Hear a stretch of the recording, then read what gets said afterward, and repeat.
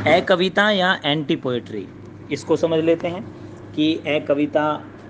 क्या है। तो ए कविता का जो प्रयोग है या जिसे एंटी पोएट्री के अर्थ में लिया जाता है, 1963 में जगदीश चतुर्वेदी के संपादन में 14 कवियों की एक कविताओं का संग्रह प्रारंभ नाम से प्रकाशित हुआ था, जिसका क्या नाम था, प्रारंभ, जिसके संपादकीय नए काव्य की भूमिका के अंतर्गत तथाकथित प्रयोगवादियों को पुरानी मान्यताओं के पोषक, क्षण की अनुभूति, लघु मानव आदि जो अवधारणाओं में सिमटे हुए फार्मूलाग्रस्त मस्तिष्कों के रूप में स्मरण करते हुए उनके विरुद्ध सामूहिक आक्रोश के रूप में अभिनव काव्य का प्रवर्तन किया गया। इसके संपादकीय में कहा गया था कि ये कवि उस अभिनव काव्य के नियंता कहे जा सकते हैं जो सहज रूप से विकसित हो रहा है और जिसमें अनेक संभावनाएं दिखाई देती है। यह संकलन उसी कमी को पूरा करता है जो कि नई कविता की उपलब्धियों से अवगत होने के लिए आवश्यक प्रतीत हो रही थी। इन कविताओं को हिंदी काव्य की अत्याधुनिक उपलब्धियों के रूप में मान्यता दी जा सकती है। इस संकलन में कैलाश वाजपेयी, श्याम परमार और राजकमल चौधरी जैसे कवि भी शामिल हुए,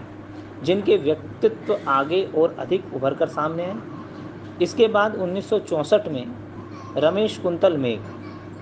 एवं गंगा प्रसाद विमल द्वारा अभिव्यक्ति प्रकाशित हुई, जिसमें अभिनव काव्य की हल्की अनुगूंज सुनाई देती है। जगदीश चतुर्वेदी ने इसके लिए अभिनव काव्य शब्द को अपर्याप्त और अप्रेरक समझते हुए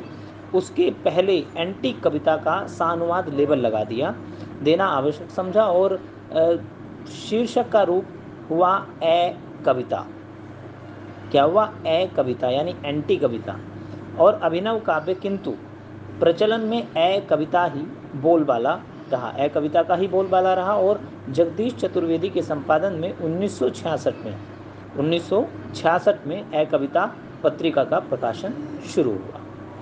तो यानी जो ए कविता है, वैसे तो इस पे बड़ा विवाद ये भी रहता है कि ए कविता जो कविता है ही नहीं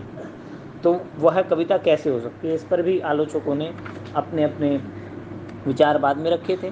लेकिन यह है कि प्रयोगवादियों की गोद से निकलने वाले इस काव्य आंदोलन के मूल में भी विश्व युद्धों के बाद दुनिया भर में फैलने वाली हताशा और निरर्थकता बोध की लहर है, जिसका पोषण क्रिकेगार्ड जो एक विचारक हुए हैं, जो परंपरा द्रोह नीत्शे द्वारा की गई, जिसमें ईश्वर की मृत्यु तक की घोषणा की गई, और सार्थ जिन्होंने अस्तित्ववाद का सिद्धांत दिया, और आज़ादी के बाद के मोहभंग ने इसे पनपने के लिए नई ऊर्जा दी थी।